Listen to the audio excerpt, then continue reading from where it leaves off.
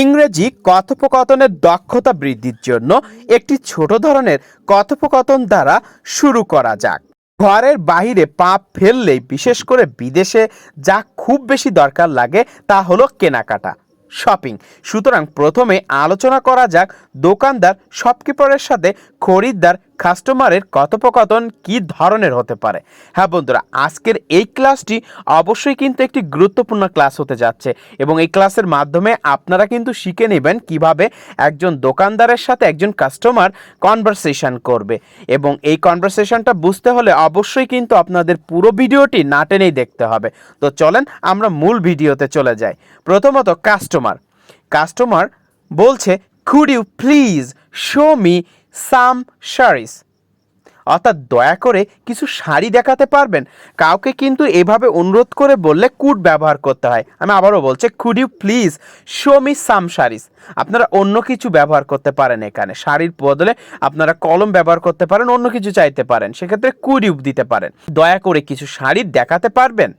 Shopkeeper বলছে, oh sure, here are some beautiful saris. হ্যাঁ অবশ্যই, এই যে কতগুলো সুন্দর শাড়ি। কাস্টমার বলছে, no not this type, show me some new fashions. না, এই ধরনের না, দেখেন এই ধরনের না, নো নট দিস টাইপ, আর আমাকে কিছু নতুন ধরনের দেখান। শপকিপার বলছে, this all are new fashions, please tell me which kind you prefer. এগুলো সবই নতুন ধরনের, দয়া করে বলুন আপনি কি ধরনের চান। দেখেন কোনো কিছু মানে পছন্দ করা বা আপনি কোন ধরনের জিনিসটা চাচ্ছেন তার জন্য কাইন্ড ইউ প্রিফার বলতে পারেন আপনারা। Please tell me which kind you prefer, আপনি কোন ধরনের জিনিসটা বেশি পছন্দ করেন বা চাচ্ছেন। কাস্টমার বলছে, nice colour with simple print and small border, সুন্দর রং সহ সাধারণ নকশা আর ছোট পাড়। শপকিপার বলছে, okay I will show you, maybe you will like this. দেখেন এখানে বলছে যে ঠিক আছে আমি আপনাকে দেখাবো, মনে হয় আপনার এগুলো পছন্দ হবে। কোনো কিছু সম্ভাবনা অর্থে আপনি মে ব্যবহার করতে পারেন। সম্ভাবনা, মনে হয়, অর্থাৎ হইতেও পারে নাও পারে, তাই আপনি বলছেন maybe you will like this, অর্থাৎ কি মনে হয় আপনার এগুলো পছন্দ হবে। কাস্টমার বলছে, ইয়েস আই লাইক দিস, হ্যাঁ আমার এগুলো পছন্দ হয়েছে, but it would be better if it was green, কিন্তু এটা সবুজ হলে ভালো হতো। দেখেন কোনো কিছু ভালো হতো, এটার ইংরেজিটা আপনারা কি ব্যবহার করবেন। আমি আবারও বলছি, কোনো কিছু ভালো হতো এটার জন্য but it would be better, but it would be better মানে এটা হলে আরও বেশি ভালো হতো, but it would be better if it was green, এটা যদি সবুজ হতো তাহলে আরও বেশি ভালো হতো। শপকিপার বলছে, and R.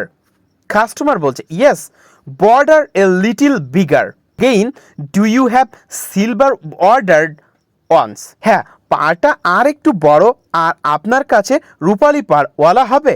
This is good but do it have blackish green, এটা ভালোই কিন্তু কালচে সবুজ হবে, এটা ভালোই কিন্তু কালচে সবুজ হবে। শপকিপার বলছে, no I am sorry I don't have, না আমি দুঃখিত আমার কাছে নেই। তাহলে কোনো কিছু কাছে না থাকার ক্ষেত্রে ডোন্ট হ্যাভ, আর কোনো কিছু কাছে থাকলে আই হ্যাভ।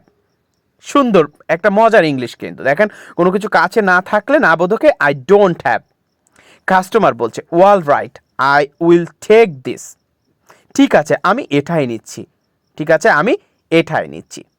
হ্যাঁ বন্ধুরা, আজকের এই ছোট্ট ক্লাসটিতে কিন্তু শপকিপার এবং কাস্টমারের শাড়ি কেনা নিয়ে ক্ষুদ্র আলোচনা ছিল, যেটা আপনাদের বিভিন্ন ক্ষেত্রে কিন্তু খুবই কাজে লাগবে এবং যেটা আপনারা এটি দেখে অবশ্যই কিন্তু এইভাবেই ব্যবহার করতে পারবেন আপনাদের মতো করে। তো বন্ধুরা, আপনাদের এই ক্লাসটি কেমন লাগলো অবশ্যই কিন্তু কমেন্টে জানাবেন এবং প্রতিনিয়ত এই ধরনের ক্লাস পেতে আমাদের পেজটিতে ফলো করুন এবং আমাদের ইউটিউব চ্যানেলটিতে সাবস্ক্রাইব করে পাশে থাকুন।